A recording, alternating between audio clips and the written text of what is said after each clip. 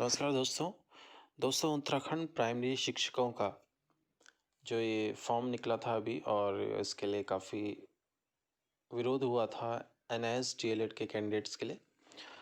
तो फिलहाल दोबारा से आप लोगों को एक न्यूज़ दे दूं कि एनआईएस डीएलएड के कैंडिडेट उत्तराखंड की भर्ती में प्राइमरी शिक्षकों के लिए वैलिड हो चुके हैं।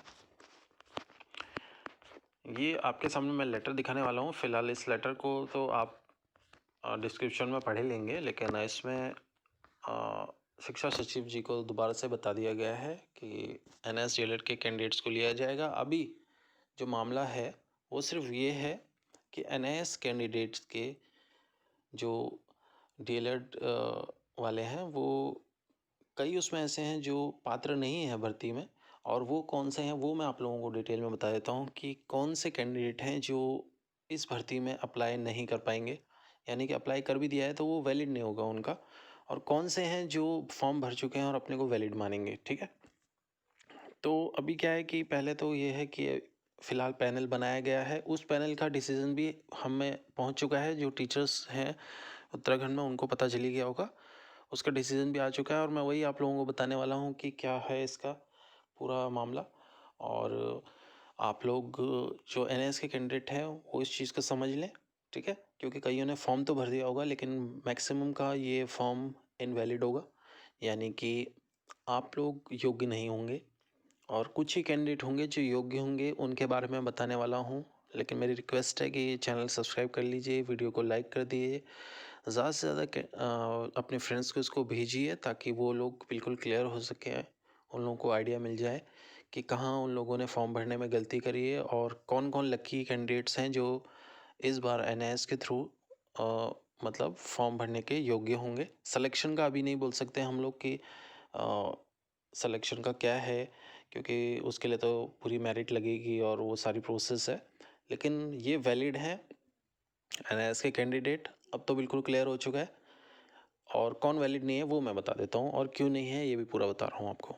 देखिए, एनआईएस डीएलएड के कैंडिडेट्स का सबसे पहले है कोर्स 2 साल का है, और वो जो 2 साल का कोर्स है वो ड्यूरेशन है 2017 टू 19। अब 2017 से 18 फर्स्ट ईयर और 2018 टू 19 सेकेंड ईयर। ठीक है, 2019 के जो सीटेट के फॉर्म आप लोगों ने भरे हैं, अगर आपने उसमें फॉर्म भरते समय अपनी क्वालिफ़िकेशन में डीएलएड लिखा है 2 इयर्स का तो आप वैलिड है।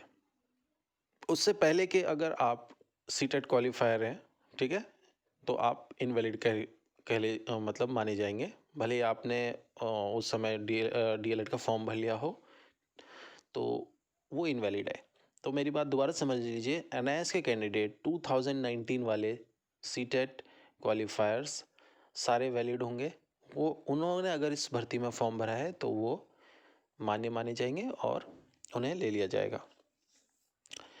अब दूसरा है कि एनआईएस के काफ़ी कैंडिडेट्स हैं जो कि इनवैलिड माने जाएंगे, और वो कौन से कैंडिडेट हैं? देखिए, वो कैंडिडेट्स हैं जिन्होंने सीटेट का फॉर्म भरा था, लेकिन वो कैंडिडेट्स बीएड करे हुए थे, यानी कि बीएड के थ्रू उन्होंने सीटेट का फॉर्म भरा होगा या यूटेट का भरा होगा, और अब इस भर्ती में वो लोग डीएलएड का सर्टिफिकेट लगा के इन होना चाहते हैं। तो ऐसे कैंडिडेट्स ऑलरेडी नहीं लिए जाएंगे। ठीक है, इसके बारे में पूरी आपको 1-2 दिन में विज्ञप्ति छप के आ जाएगी, आपको पता चल जाएगा, लेकिन ये बात डिपार्टमेंट में आ चुकी है, इसलिए मैं आप लोगों को बता रहा हूँ। आप लोगों को जो भी कैंडिडेट्स हैं बीएड के थ्रू उन्होंने सीटेट क्वालिफाई किया है, उसके बाद उन्होंने डीएलएड किया है, ठीक है, या आप 2018 वाले 18 से पहले पहले के जितने भी सीटेट क्वालिफायर हैं तो वो इनवैलिड हैं। ठीक है, आने वाली जो 31 जनवरी में अगर सीटेट क्वालिफाई होता है तो वो भी वैलिड हो जाएंगे, लेकिन नेक्स्ट भर्ती के लिए। तो मेरे ख्याल से अभी तक आप लोगों को पूरा समझ में आ गया होगा इसकी प्रोसेस क्या है। सारी प्रोसेस सेम है। मई में आप लोगों को इसकी कट ऑफ निकल के आ जाएगी, और सॉरी, मई में आप लोगों को पहले तो सबसे पहले नाम दिखाए जाएंगे। जून में शायद इसकी कट ऑफ है और जून में ही सारी प्रोसेस वगैरह है। 18 जून की काउंसलिंग होगी, जो कि मैं पहले ही बता चुका हूँ।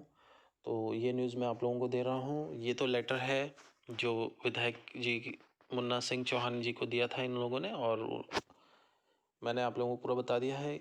ये पूरी तरह मान्य है। एनसीटी की गाइडलाइंस का फॉलो करते हुए उन लोगों ने इस पर मोहर लगा दी है कि अब एनसीटी के द्वारा ही इसे मान्य है और इसका कोई इशू बन ही नहीं रहा है। ठीक है, बस ये है कि काफ़ी कैंडिडेट्स जिन्होंने फॉर्म गलत तरीके से भरा है वो आउट हो जाएंगे इसमें। ठीक है, उनका इन होने का कोई चांस नहीं है। सख्ताई थोड़ी ज़्यादा हो गई है। वैसे भी इसके अलावा भी काफ़ी कैंडिडेट्स जो अमान्य हैं वो बाहर हो जाएंगे। 315 कैंडिडेट हैं उत्तराखंड में जो इस भर्ती में जिन्होंने अभी अप्लाई किया है, और कुछ कैंडिडेट्स बाहर भी हो जाएंगे। तो फ़िलहाल के लिए ये अपडेट है। कुछ और आप लोगों को अपडेट चाहिए तो मुझसे आप लोग कमेंट में लिखिए, मैं आप लोगों को बताऊंगा। Thank you everyone.